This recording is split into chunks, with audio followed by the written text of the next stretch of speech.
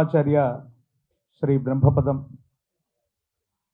ప్రకృతి అల్లారు ముద్దు బిడ్డ మన తల్లి భరతమాత, అరణ్య పర్వత జీవనది సుందర సాగర సుశోభిత, పుణ్యక్షేత్ర తీర్థ ప్రాకార గోపుర నిర్మిత, నిత్య కళ్యాణ శోభిత, నిర్మలానురాగపూత మన తల్లి భరతమాత.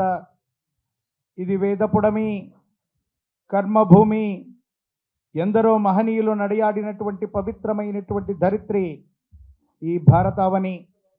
అటువంటి పరంపరలో 400 సంవత్సరాల క్రితమే విశ్వభవితను చెప్పిన కాలజ్ఞాని జగద్గురు శ్రీమద్ విరాట్ పోతులూరి వీరబ్రహ్మేంద్ర స్వాముల వారు ఈనాడు ప్రపంచంలో ఎక్కడ ఏ వింత జరిగినా, ఏ విచిత్రం సంభవించినా, ఏ ప్రళయం వచ్చినా బ్రహ్మం గారు కాలజ్ఞానంలో చెప్పారు, ఇలా జరుగుతోందని అంటూ ఉంటాం, వింటూ ఉంటాం.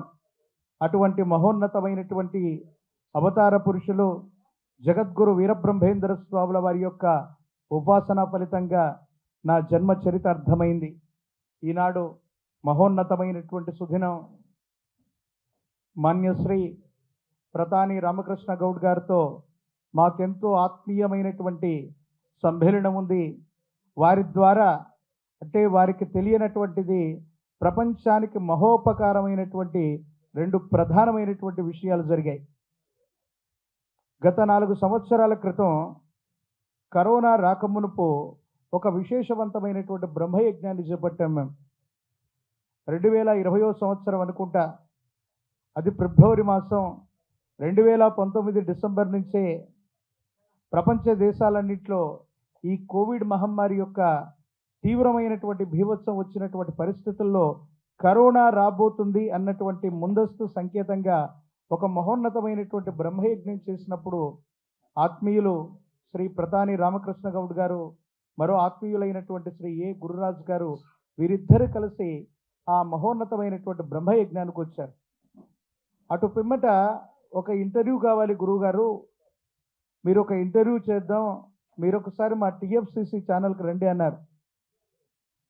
సరదాగా ఒక ఛానల్కి వెళ్ళి ఒక ఇంటర్వ్యూ ఇచ్చాను. ఎన్నో టీవీ ఛానల్స్లో, సామాజిక మాధ్యమాల్లో ఎంతోమంది ప్రముఖుల యొక్క ఇంటర్వ్యూలు మనం చూస్తూ ఉంటాం. సరదాగా నేను కూడా అలాగే వెళ్ళాను, ఒక ఇంటర్వ్యూ చేశాను.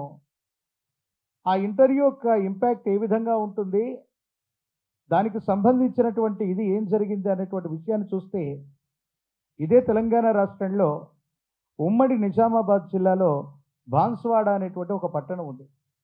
ఆ పట్టణంలో గత 20 సంవత్సరాల క్రితం నుండి ఒక మహోన్నతమైనటువంటి వీరబ్రహ్మేంద్ర స్వాముల వారి యొక్క ఆలయాన్ని నిర్మించారు. అది ఎందుకో ప్రతిష్ట కావట్లేదు. భారతదేశంలోని ముఖ్యమైనటువంటి మఠపీఠ ఆశ్రమాధిపతులు, ఆధ్యాత్మికవేత్తలు అందరూ సందర్శన చేస్తున్నారు, కానీ అక్కడ జరిగేటువంటి కార్యక్రమాల్లో, అక్కడ జరిగేటువంటి స్వామివారి యొక్క ప్రతిష్టాది మహోత్సవం ఆగిపోయింది. ఈ ఇంటర్వ్యూ చూడటం వల్ల అక్కడ ఉన్నటువంటి కొంతమంది ధార్మికులు, ఆ ఆలయ కమిటీ వాళ్ళు టిఎఫ్సిసి ఛానల్ ద్వారా లేదా నా నంబర్ కనుక్కొని నన్ను సంప్రదించడం జరిగింది. నేను వెళ్ళినటువంటి తర్వాత మహోన్నతమైనటువంటి వీరబ్రహ్మేంద్ర స్వాముల వారి యొక్క ఆ విశేషవంతమైనటువంటి ఆలయ ప్రాంగణం 3 మాసాల్లో పూర్తవుతుందని చెప్పడమే కాదు, అది పూర్తి చేసిన తర్వాత ఉభయ తెలుగు రాష్ట్రాల్లో ప్రతి ఊరు తిరిగి బ్రహ్మంగారి యొక్క ధర్మ ప్రచారం చేసే అరుదైనటువంటి అవకాశం నాకు ప్రతాని రామకృష్ణ గౌడ్ గారి వల్ల జరిగింది. మరో ముఖ్యమైనటువంటి అంశం, ఇదే ఇంటర్వ్యూ ద్వారా జరిగినటువంటి మహోన్నతమైన అంశం. సాధారణంగా ముఖ్యమైనటువంటి యజ్ఞ యాగాది క్రతువులన్నీ కూడా మనం చేస్తూ ఉంటాం. గత సంవత్సరం 2023వ సంవత్సరంలో గత జూన్ జూలై మాసంలో ఆంధ్రప్రదేశ్ రాష్ట్రంలోని తాడేపల్లిలో మాన్యశ్రీ ముఖ్యమంత్రి వర్యులు శ్రీ వైఎస్ జగన్మోహన్ రెడ్డి గారి యొక్క నివాస ప్రాంతానికి సమీపంలో మేము ఒక మహోన్నతమైనటువంటి యాగక్రతువును 12 రోజుల పాటు అక్కడ నిర్వహించాం. మాన్యశ్రీ సజ్జల రామకృష్ణారెడ్డి గారు, ఇతరత్రా ప్రముఖులు అందరూ వచ్చినటువంటి తర్వాత, గురువు గారు మీకు ఏం కావాలో చెప్పండి అని అడిగారు ఆయన.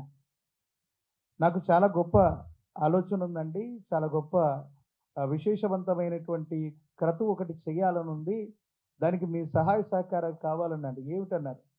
ఏ ఆలయ ప్రాంగణానికైనా ధూపదీప నివేదనలన్నీ ఇస్తారు.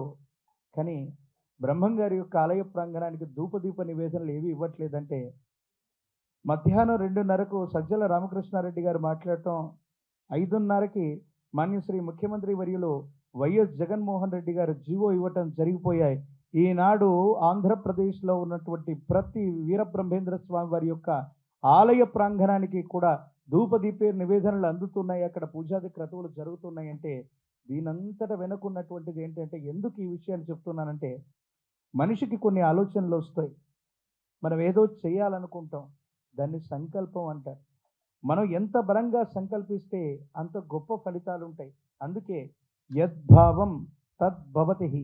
చాలామంది వ్యక్తులు జీవితంలో ఈ సినిమా రంగంలోకి వచ్చిన వాళ్ళు చాలామందిని మనం చూస్తుంటాం.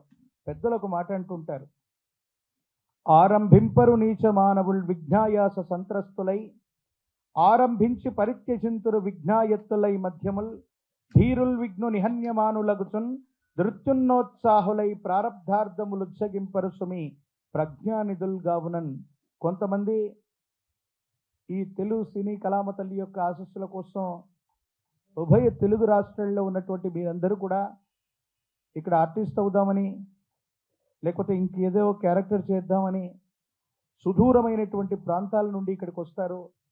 మీ కెరియర్ మధ్యలో మొదలవగానే ఎన్నో రకాలైనటువంటి ప్రతిబంధకాలు, ఎన్నో రకాలైనటువంటి ఇబ్బందులు మొదలవగానే ఆ కెరియర్ని వదిలిపెట్టడమో లేక ఇతరత్ర వృత్తి ఉద్యోగంలోకి వెళ్ళిపోతూ కొంతమంది ఉంటారు. కానీ చాలామంది కష్టపడ్డటువంటి వ్యక్తుల్లో ఈనాడు మనం ఉన్నటువంటి మహోన్నతమైనటువంటి స్థానం ఏంటంటే, తెలుగు సినీ కళామ తల్లికి మణిమకుటంగా ఉన్నటువంటి భాగ్యనగరంలోని ఈ ఫిల్మ్ ఛాంబర్లో ఇంతమంది మహోన్నతమైనటువంటి పురుషులు, ఇక్కడ కనిపిస్తూ ఉన్నటువంటి ఫోటోల్లో ఉన్నటువంటి వాళ్ళందరూ కూడా గత 60-70 సంవత్సరాల యొక్క తెలుగు సినీ చరిత్రలో, పురాణాలు ఇతిహాసాల్లో రాముడంటే ఎలా ఉంటాడో మనకు తెలియదు, కృష్ణుడంటే ఎలా ఉంటాడో జనబాహుల్యానికి తెలియకపోతే, అక్కడ కనిపిస్తూ ఉన్నటువంటి నందమూరి తారక రామారావు గారిలాగే రాముడంటే ఇలాగే ఉంటాడేమో అనుకున్నాం. అంత గొప్ప అద్వితీయమైనటువంటి నట వైభవాన్ని చూపెట్టినటువంటి మహోన్నతమైనటువంటి పురుషుల యొక్క వాడి యొక్క అనుగ్రహంతో ఆశస్సులతో చేస్తున్నాం. ఈనాడు దీక్ష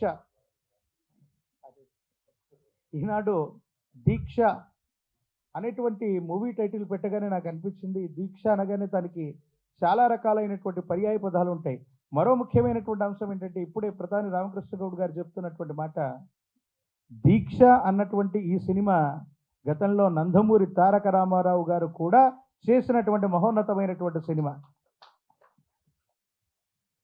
సాధారణంగా ఏదైనా ఒక ఉత్కృష్టవంతమైనటువంటి విషయాన్ని, అసాధ్యాన్ని సుసాధ్యం చేయటానికో ఖచ్చితంగా సాధించడానికో మన దైనందిన జీవితంలో చేపట్టేటువంటి ఒక ఉత్కృష్టవంతమైనటువంటి కార్యక్రమమే దీక్ష.